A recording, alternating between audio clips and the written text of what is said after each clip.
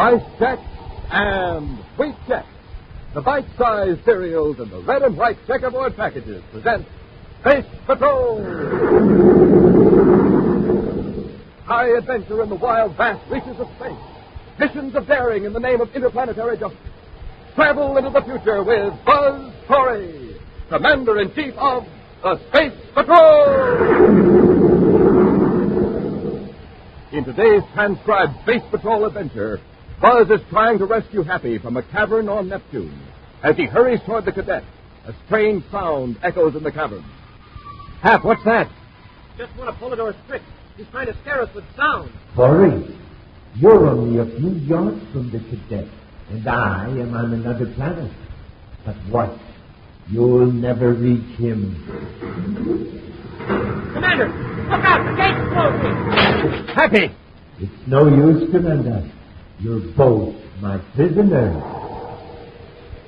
We'll be back in a moment with today's exciting Space Patrol adventure, The Cavern of Fear. Cadet Happy! Yeah? Cadet Happy! Yeah? Who's there? Oh, smoke and rockets. It's a walking, talking totem pole. Nope, no totem pole. Me, wearing all three of my Man from Mars totem heads, stacked one on top of the other. Space patroller with all these totem heads. You look about 8 feet tall. And I could see you, and you couldn't see me. That's magic forward vision. And every totem head has it. A special secret vision place that lets you see out, but nobody see in. Say, gang, have you got any of these king totem heads yet? They're more than 12 inches high from head to shoulders. Your identity is a complete secret. And those neat colors, red and yellow, green and black. A weird face in front with fang teeth, flop ears, and a beak-like nose. Got a fantastic face in back, too. Put it on and you're coming and going at the same time. Remember, with your totem head, you can see out, but nobody else can see in. That's magic forward vision. Man, oh man, it's terrific. Get a lot of totem heads, and you can be a walking, talking totem pole. Like my pal here. It's easy to get him, too. And send for yours today. For every Man from Mars totem head you want, send a Rice Chex or Wheat Chex box top, together with your name and address and 25 cents in coin, to Space Patrol, Box 686, St. Louis, Missouri. Don't forget your 25 cents. That's Space Patrol, Box 686, St. Louis, Missouri. Now today's Space Patrol adventure, The Cavern of Fear. Exactly 7 minutes after the report of the robbery, Commander Corry and Cadet Happy were in Division A of the Express Office of the Terrorist Police Force. That anyone could successfully carry off a robbery in Division A was incredible. For 15 years, Sam Grady had observed the formal security regulations as chief agent of Division A. Observed them faithfully, but without the slightest suspicion that anyone would dare to violate them. Yet here is Sam Grady, his head still throbbing from an aching blow, face to face with the Commander-In-Chief of the Space Patrol, trying to explain a robbery that just couldn't happen. All right, Grady, let's go over it once more. Everything was all right at your check-in time at 2200 hours. You came in here and opened the safe. That's right, Commander. I took the package of Zyklon pistols out of the safe. All right. You had the package. You closed the safe. You checked the code book. I started out of this room to give the package to Lieutenant Briggs. As I got to the door, I heard this voice. A voice here in the room? Yes, it was a big, booming voice. What did the voice say? Do you recall? Well, this doesn't make sense, but I thought it said, "Have you forgotten something?" It was a thought that might have been in my own mind at the time. I'm very conscious of security regulations, you know, so I turned back. Did you see anyone? Not then. But as I walked back toward the safe, I was suddenly aware of a movement behind me. It seemed like there were 2 men in the room, and as I turned, one of them slugged me. That's all I remembered until I heard the officer in charge standing over me, shaking me. And by then, these men had disappeared with the Zyklon crystals. Yes. Well, Commander, this voice booming, it sure sounds like Polidor to me. Polidor? He's behind several major robberies. By some means, he's able to project his voice to direct members of his gang. Whatever this device is, it enables Polidor to see and hear as well as project his voice. Unless we grant Polidor magic powers, this device has to be planted at the scene of crimes by human agents. I don't see how any device could be hidden in here, in Division A. And yet that voice, it was so full and powerful. I'll check behind these files, Commander. Maybe there's Just a minute, Happy. Come here. Yes, sir? What's that on your shoulder, that white powder? Smoking rockets, and I just had this uniform Wait, cleaned. don't brush it off. Whatever it is must have dropped in your Phoenix since you came in this room. Grady, I want you to come along with us to headquarters for a brainograph test. Why, sure, Commander. I'll do anything I can to cooperate. We'll get to the lab have and have that powder on the uniform analyzed. Maybe it's a food or fill it on, maybe not. We won't know until we grab it, our bait. Bait? I'll tell you about it later. Come on, let's get to headquarters. Far out in space, a private cruiser races away from the man-made planet Terra. Turning from the controls, the pilot tunes the space phone to a rarely used frequency, adjusts the scrambler circuit, and beams the signal into space. Vortex aboard cruiser S-713 calling Polidor. Vortex to Polidor. Vortex calling Polidor. Polidor here, go ahead. Black-rod crystals are aboard. Atlantis is still on Terra. As you direct. Good. The express clerk was unable to identify us. I was tuned in when he was being questioned by Commander Corry. Oh, then Grady recovered all right? Yes. Corry is going to give him a brainograph test. But don't worry. What about the detectoscope button? It's destroyed. Reduce the powder. That'll leave Corey with another mystery on his hands. Yes. Wojciech, you will proceed to Neptune as directed. Sure, Polidor. Hold the Zyklon crystals at the cavern until I contact you. Hold it or out. In Commander Corry's central office at Space Patrol headquarters, Buzz and Happy are examining the results of the brainograph test on Sam Grady, express agent of Division A. Well, one thing's sure. Grady wasn't in on the job. No, everything he told us was the truth. He wasn't even guilty of terrorism. Polidor's men had everything figured down to the last detail. Say, Commander, what about that powder on my jacket? The lab's still working on it, but I have a preliminary report. Powder's composed of several different elements, materials that might be used in electronics equipment. Then Polidor must have had some gadget fastened to the ceiling. The gadget he projects his voice from. Mm-hmm. Also, it apparently acts as a viewscope and sound detector as well as a reproducer. It sure must be a compact device. Judging from the amount of powder, the whole thing couldn't have been much larger than a coin. Or some of the material may have been completely vaporized. What fell in the jacket was just gas. Yeah, but how was it destroyed? Possibly by vibration. And Polidor heard me tell you to search the room. He may have transmitted a frequency that precipitated the device. I'd sure like to know who planted it then. Say, back in Division A, you mentioned something about a trap for Polidor. How are you going to work it? Already in operation, Pat. A group of businessmen are holding an important meeting in the green room at the Terra Hotel. Discussing a financial matter I'm sure Polidor will be very interested in. The shipment of 1 million credits to the Saturn Trust Company. The green room? But that's supposed to be spy-proof. Exactly. Behind the walls, floor, and ceiling is an electronic jamming device that would garble any recording or secret picture. Even this gadget of Polidor's? I know. But if Polidor succeeded in finding his gadget in the green room, it'll be working. If the jamming device disconnected, Polidor will hear everything that goes on at the end. How can we be sure that he heard about the meeting? I've arranged for some carefully planted leaks. If Polidor's spy set up, he should have picked up our kind of information. Million credit bait. That ought to lead Polidor into a trap, all right. It's nearly 1,400 hours left. The meeting in the green room ought to be breaking up soon. When everyone leaves, we'll search the conference room. On the top floor of the luxurious Terra Hotel, Buzz and Happy wait unobtrusively at the end of the corridor as 10 important business leaders file out of the green room. As the group steps into an elevator, Buzz touches Happy's arm. It's clear, Hap. Come on. Commander, I think that last man saw us. I'm pretty sure he recognized you. I know he did, Hap. That was Nelson Kettering, chairman of the meeting. He's the only man in that group who knows we're setting a trap for Polidor. Go on in, Hap. Hey, this is some room. And look at the size of that conference table. I'll check this switch, and we'll search the room. Switch? Protective system was turned off during the meeting. Give Polidor an earful, then when Kettering left, he turned it on. Oh, I get it. So Polidor couldn't hear us or see us while we're searching the room. We'll start a systematic search. We'll check every square inch of the walls and ceiling. It'd be pretty hard to conceal anything in this room. The walls are smooth and plain. Hap, look up at the ceiling. You see anything up there? No, sir. Look close, right in the center, directly over the table. I still don't see. Oh, yeah. A small round thing. I can barely make it out. You put one of these chairs on the table, Happy. You can get a closer look. Sure, sir. Here, I'll give you a boost. Something like a large button. You want me to see if I can pry it loose? Here, Hap, take this metal box. electronically shielded like the conference room. If you get that button down, drop it in the box. Yes, sir. Now hold the box right under it so the gadget will remain in a strong shielding field. It's coming loose, Commander. I got it. Hand me the box, Hank. Yes, sir.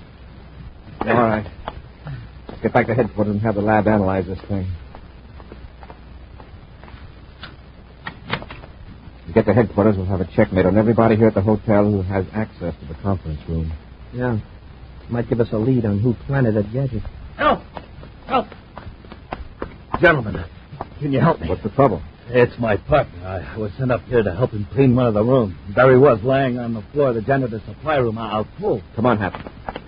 Must have dropped a bottle of cleaning solvent. The fumes got him. Here, right in here. See? There he is. Oh, no wonder he passed out. That stuff burns my lungs. I hope we're not too late. You hold the door open. Happy, let's drag him out in the corridor where he can get some fresh air. Yes, sir. I'll take his feet, Commander. I ask you to hold that door open. Get your hands up, both of you. Uh-oh, Commander. Isn't a ray gun rather odd equipment for a janitor to carry? I cut the chatter. Hand over what you took out of the conference room. What makes you think we took anything out of the room? I watched you go in and I watched you come out. Now hand over that box. Come on, or you'll get what that guy got. All right. Here you are. It's being smart, Corey. Now don't try anything. I'm watching you. I'll take a look in this box. Well, you found it, huh? Thanks, Corey. You saved me a lot of trouble. You just put this detectoscope button in that pocket. Wait, Blanchard. Hold the button out. Pull it over. Well, Corey and the cadet. They found a button in the conference room, Polidor. Where are you now? In the janitor's supply room of the Terra Hotel. We took care of the real janitor with the ray gun and borrowed a spare uniform from his locker.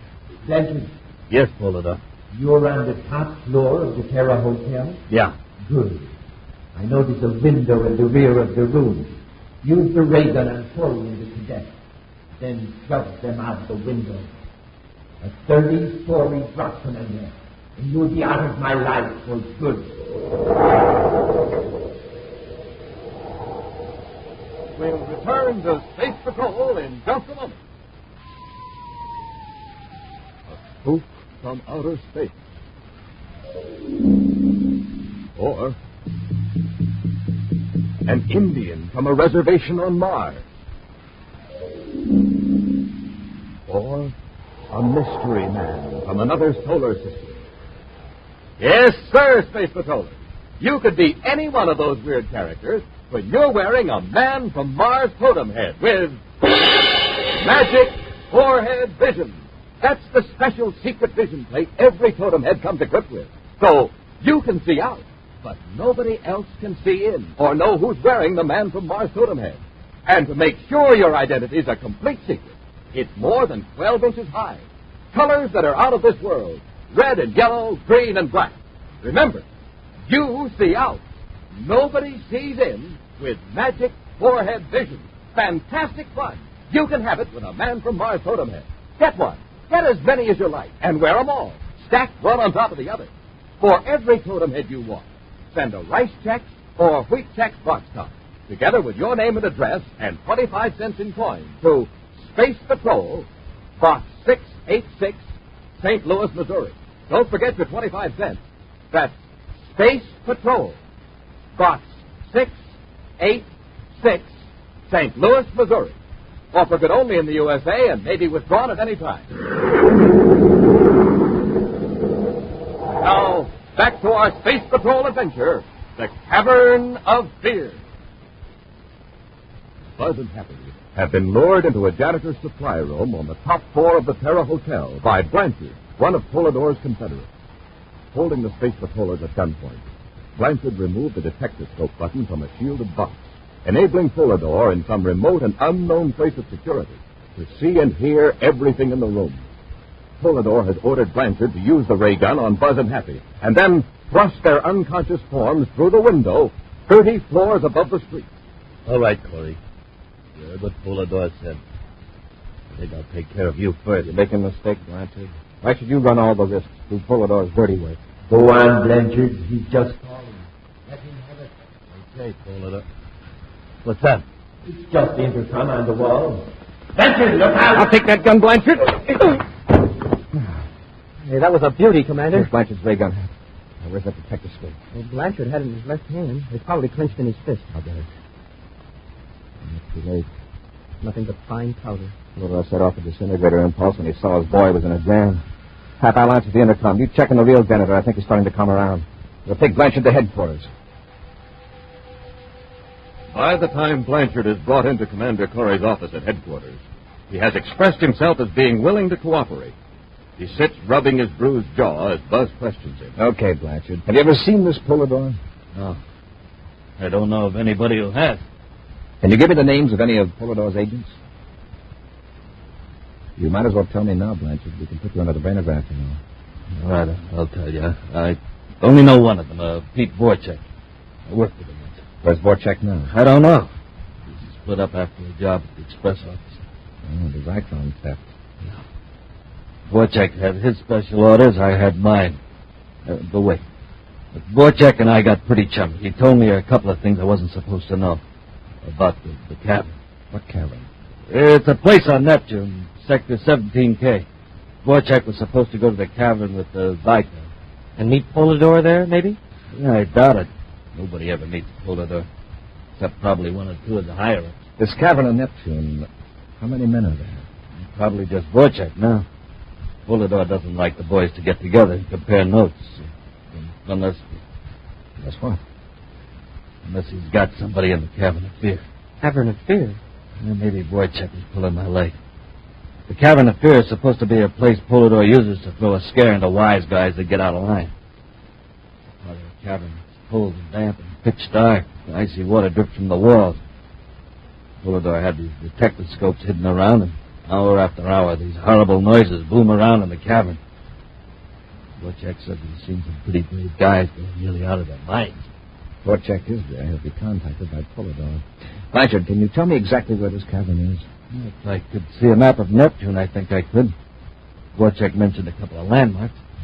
If we land too close, Vorchek would see the ship and warn Polidor. Well, Commander, if one man were to be dropped off a couple miles away in a spacesuit, he might find out quite a bit. Yes, but if he were discovered... Well, I think I could do a little scouting without being caught, sir. Please, sir. And I could keep in contact with you in the ship on a secret frequency. All right, but remember, you're volunteering as a scout, and not as a one-man assault force. Turn Blanchard over to the guard. We'll blast off for Neptune. In a remote, mountainous region of the planet Neptune, Pete Vorchek advances the heat regulator in a sealed-off section of a system of caverns. Then goes to a spaceophone transmitter and adjusts the controls. Pete Vorchek at Neptune Station calling Polidor. Vorchek to Polidor. Polidor here. I was about to call you, Vorchek. I was beginning to think you'd forgotten about me. When do I get away from here? I've had my hands full with Commander Corry. He captured one of my men, Blanchard. Blanchard? Yes, but there is no need to worry. Blanchard knows nothing that can lead Corry to me or to you. Isn't that right? Yes, sir. Yes, of course. Corry, however, is getting to be a problem. He discovered one of my detectoscopes. Had his hands on it for a few minutes before I was able to destroy it. Shall have to be more careful in hiding them after this. You will remain where you are until I eliminate Corry. But Polidor... It won't be very long.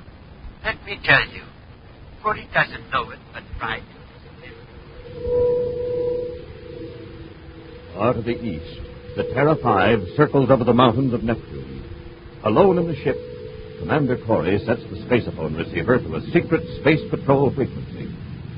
Anxiously, Buzz waits. And then... Cadet Happy calling Commander Corry aboard Terra 5. Corry here. Go ahead, Hap. Blanchard's tip was on the level, sir. I've located the entrance to Polidor's cavern. Any sign of life? Not yet. Except for the airlock at the cavern opening. It looks like any other mountain in this part of Neptune. Don't take any chance of being seen. I'm a good mile from the cavern, sir, hiding behind some rocks. But with these binoculars, the airlock looks only about 20 feet away. Where you stand, how close can I land the ship without tipping off Vorchek if he's in the cavern? Well, there's a ridge to the north about 2 miles from here. If you could set down behind that, you'd be okay. All right, Hap, I'll join you. Give me your exact location. As Happy crouches behind the rock, watching the cavern entrance, he's unaware of the tread of heavy space boots behind him. As Happy looks northward for a glimpse of the Terra 5, A man in a spacesuit steps up behind him with blast gun in hand. Get your hands up, Cadet, and away from the space phone control. Where did you come from? The cavern over there. You were watching the wrong entrance. You're Vorchek, then. That's right. You're waiting for Commander Corry. Suppose you picked up our secret frequency. Oh, no. Simpler than that. One of Polidor's men managed to plant a detectoscope in the Terra 5. Polidor heard the commander talking to you and tipped me off. Make it move. Now, look, the commander will be landing in a few minutes, and if you know what's good I'll for take care of him later. Polidor wants me to make you comfortable. The Cavern of Fear. Now start walking. Entering the airlock, Happy is forced to walk for hundreds of yards through the winding passage of the cavern. Vorchek has opened the facepiece of Happy's spacesuit, and the cadet can smell the cold, dank air of the cavern. The rocky walls glisten with a greasy wetness in the beams of Vorchek's automolight. Suddenly, Happy finds himself in total darkness and is aware that he is alone. Hey, Vorchek, where are you? Vorchek, what happened to the light? Hey! Smoking rockets. A wild animal. And me in the dark without a gun. Coming closer. Are you frightened, Cadet? Polidor. Well, that's a relief. The relief? Well, sure. Now I know there's no wild animal in the cavern. That roar was just a sound effect, projected here the way your voice is, by your detectoscopes. Quite logical. However, you can be quite sure, can you? What do you mean? I am far away on another planet, but you can be certain just what might be in this cavern. Listen. Some animal may be creeping closer, its claws scraping the rough rocks. Sure. Let's hear some more of your sound effects, Polidor. Put on a show for me. You are brave now, but wait a few hours. The darkness will have its effect on your reason. Your senses will play tricks on you. Your imagination will get out of control. And for the first time in your life, you will know pure terror. Landing the Terra 5 and not finding Happy, Commander Corry has made his way to the cavern searching for the cadet. Cautiously, he makes his way through the winding passage with the aid of an automolite. Occasionally, from the blackness ahead come strange sounds. Oh, shut up. Happy! Happy, where are you? Commander, I see your light. I'm back here. I'm coming, Happy. What's that? Oh, just one of Polidor's tricks. He's trying to scare us with sound. Corry, you're only a few yards from the cadet, and I am on another planet. But watch, you'll never reach him. Commander, look out! The gate's closing! Happy! It's no use, Commander. The cadet is locked behind the gate, and Vorchek will see that you don't escape. Look, Polidor, there'll be a squadron of Space Patrol ships here looking for us. Let them come. Vorchek will be gone when the Zyklons are full. And, of course, I am here in voice only. This whole section of Neptune is being watched right now. Your man Vorchek can't get through that patrol. Thank you, Commander. He can't escape in his ship, but he can in yours. Not unless I'm in it. The controls are locked, and only Happy and I can operate them. Oh, well, I don't mind losing Vorchek and the Zyklon if I can do away with you and the cadet. Vorchek can risk being shot down by your patrol ships if he likes. Right behind you with the blaster, Corry, so get him up. Well, Vorchek, you've been getting an earful, huh? Yes. You're going to get me out of here, Corry. Vorchek, don't be a fool. It's a trick. Maybe, Polidor. But I know where I stand with you now. Come on, Corry, let's go. Just a minute. Open the gate and let the cadet out. Let him stay in here. I can't watch both of you. You mean you leave him here alone in this cavern? Maybe Polidor will talk to him during his final hours. Come on, Corry, let's get out of here. You go first. All right. That's the way you want it. Had enough? On your feet. Sure. Now open that gate, Vorchek. Take it easy. He's only kidding. Here's the control back at this shelf of rock.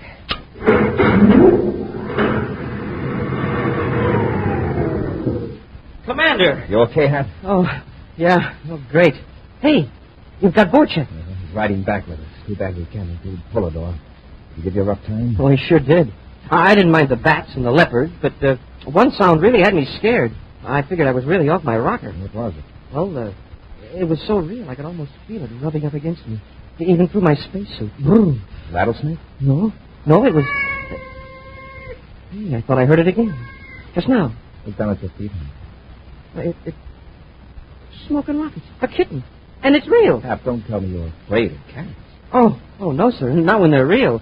But these imaginary cats that aren't there, I can't stand the sight of them. In just a moment, a preview of next week's exciting Space Patrol adventure, which will be brought to you by Nestle's Quick, for the greatest tasting chocolate milk and those famous Nestle's chocolate bars.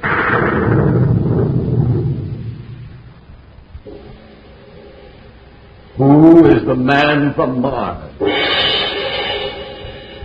Who's in that weird, spooky totem head with a face in front and another in back? Fellas and girls, it can be you. Yes, you can have this sensational totem head with magic forehead vision. Imagine, when you wear your totem head, you can see out, but nobody can see in. That's right. Magic forehead vision works only for you. When you're in that totem head, you can fool your best friend. Even your mom won't know it's you. It's easy to get your totem head because you drink that super wonderful, extra delicious Nestle's Quick, don't you? Sure. You know Quick makes the best chocolate milk in the universe. Well, just send the lid from the can of Nestle's Quick or a tracing of the front of the label, together with your name and address and 25 cents to Space Patrol, Box 686, St. Louis, Missouri. That address again, Space Patrol, Box 686, St. Louis, Missouri. You'll get your totem head soon, so you can be the man from Mars.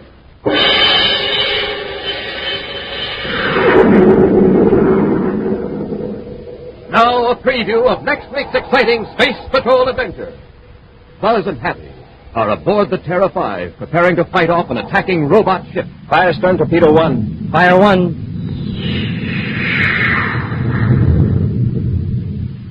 Surely you don't think I'm aboard this robot ship, Commander? In a few seconds, Polidor, there won't be any ship. Hey, Commander, the torpedo exploded short of the target. The ship is protected by a force field. Our torpedoes explode when they hit the field. That's right. You can't stop this robot ship. It's gaining on us, sir. If you don't act quickly, it'll ram us and blow us to bits. Be sure to join us next week for the thrilling story, Race Against Time. Space Patrol, created by Mike Moser, starring Ed Kemmer as Commander Corry and Lynn Osborne as Cadet Happy, was written by Lou Houston, produced and directed by Larry Robertson. Executive producer, Mike Jeffrey. Other players were Norman Jolly, Ken Mayer, and Bela Kovac. George Barclay speaking. Don't forget to tune in next Saturday and every Saturday for exciting adventure on Space Patrol! Space Patrol was brought to you today by Rice Chex and Sweet Chex, the bite-sized cereals in the red and white checkerboard packages. Be sure to see another exciting Space Patrol story on your local ABC television station. Consult your newspaper for time and channel. This program is broadcast to our armed forces overseas through the worldwide facilities of the Armed Forces Radio Service. Space Patrol came to you transcribed from Hollywood. This is ABC Radio Network.